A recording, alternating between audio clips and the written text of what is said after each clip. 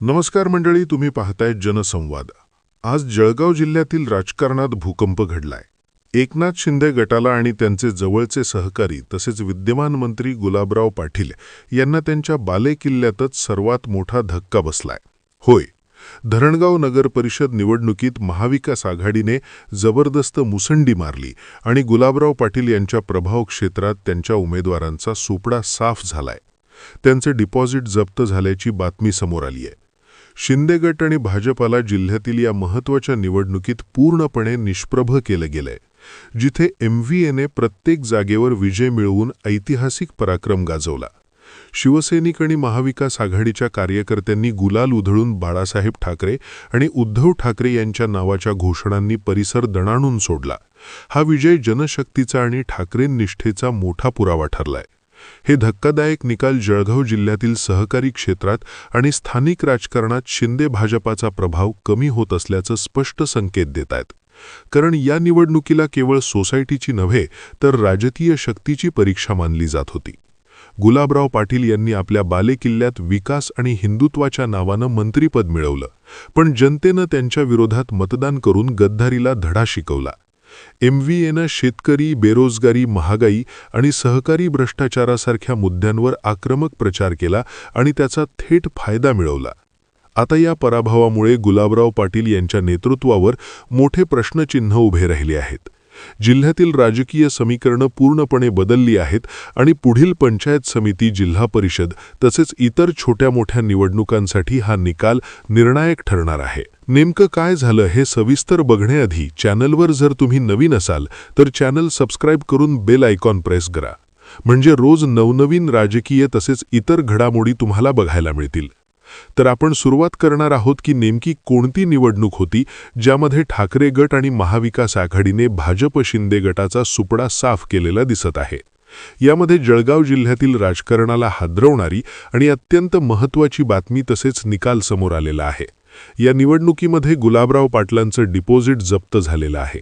त्यांचे अनेक महत्त्वाचे शिलेदार धारातीर्थी पडले आहेत आणि ठाकरेंचे पैसे, धनशक्ती विरुद्ध जनशक्ती या लढतीत जनशक्तीच्या बाजूनं मोठा निकाल समोर आल्यानं गुलाबराव पाटलांना त्यांच्या स्वतःच्या बालेकिल्ल्यात तसेच पालकमंत्री असलेल्या जिल्ह्यामध्ये मोठा धक्का बसलेला आहे. त्यामुळे हा एकतर्फी निकाल लागल्यानं पुढे नेमके काय निर्णय होणार याकडे सर्वांचं लक्ष लागलेलं आहे. सहकारी संस्थांच्या निवडणुकीमध्ये महाविकास आघाडीनं भाजप आणि शिंदे गटाला जबरदस्त धक्का दिलेला असून ऐतिहासिक विजय मिळवलेला आहे.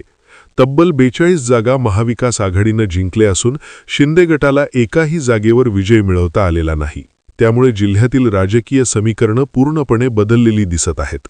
सत्ताधारी गटासाठी हा निकाल मोठा धक्कादायक आणि लाजिरवाणा पराभव ठरलेला आहे. विशेषतः या पराभवामुळे गुलाबराव पाटील यांच्या राजकीय नेतृत्वावर प्रश्नचिन्ह निर्माण झालेला आहे.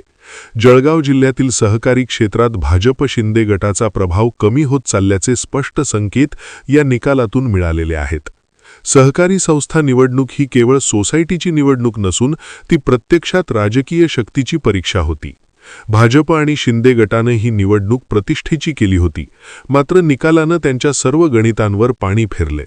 महाविकास आघाडीनं सुरुवातीपासूनच प्रचारात आघाडी घेतली होती आणि ठाकरेंच्या निष्ठावान शिलेदारांनी महाविकास आघाडीसोबत आपला विजय पक्का केला. प्रत्येक मतदारसंघात महाविकास आघाडीनं जोरदार मुसंडी मारत भाजप शिंदे गटाला निष्प्रभ केलं.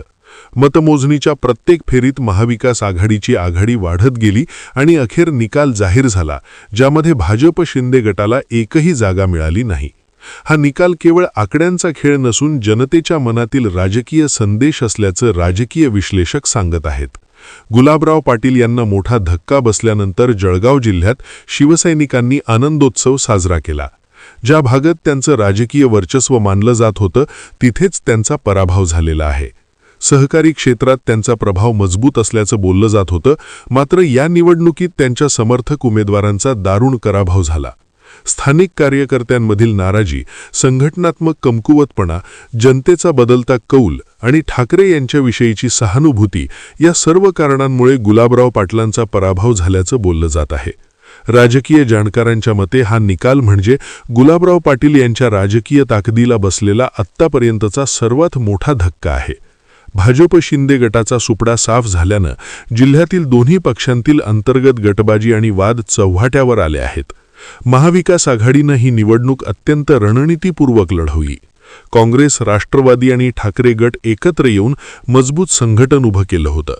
प्रचारादरम्यान शेतकऱ्यांचे प्रश्न, बेरोजगारी, महागाई आणि सहकारी संस्थांमधील भ्रष्टाचारासारख्या मुद्द्यांवर महाविकास आघाडीनं आक्रमक भूमिका घेतली, ज्याचा थेट परिणाम मतदानावर झाला. 42 पैकी 42 जागांवर विजय मिळवणं हा केवळ विजय नसून तो राजकीय इतिहासात नोंद घेण्याजोगा निकाल आहे. या पराभवाची कारणं शोधताना स्पष्ट होतं की भाजप शिंदे गटाविरोधात स्थानिक पातळीवर तीव्र नाराजी होती. उमेदवारीवरून गटबाजी, समन्वयाचा अभाव आणि अंतर्गत मतभेद याचा फटका त्यांना बसला. याउलट महाविकास आघाडीची एकजूट, कार्यकर्त्यांमधील उत्साह, मजबूत संघटन आणि प्रभावी प्रचार यामुळे जनतेनं त्यांच्यावर विश्वास टाकला.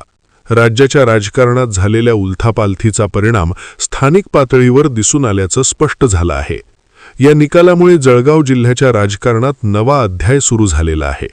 आगामी पंचायत समिती आणि जिल्हा परिषद निवडणुकांसाठी हा निकाल अत्यंत महत्त्वाचा मानला जात आहे. महाविकास आघाडीला हा विजय मोठा आत्मविश्वास देणारा ठरणार असून भाजप शिंदे गटासाठी हा गंभीर इशारा आहे. गुलाबराव पाटील यांनी विकासाच्या नावाखाली दिलेली भाषणं आणि दावे त्यांच्या मतदारसंघातील या पराभवामुळेच प्रश्नांकित झाले आहेत. त्यामुळेच हा धक्का भविष्यातील राजकारणासाठी निर्णायक ठरू शकतो. आता जनता बदलासाठी तयार आहे का, हा प्रश्न सर्वत्र चर्चेत आहे. येणाऱ्या काळात पंचायत समिती, जिल्हा परिषद तसेच इतर छोट्या मोठ्या निवडणुकांसाठी महाविकास आघाडी एक दिलानं लढणार असल्याचे स्पष्ट संकेत मिळत आहेत.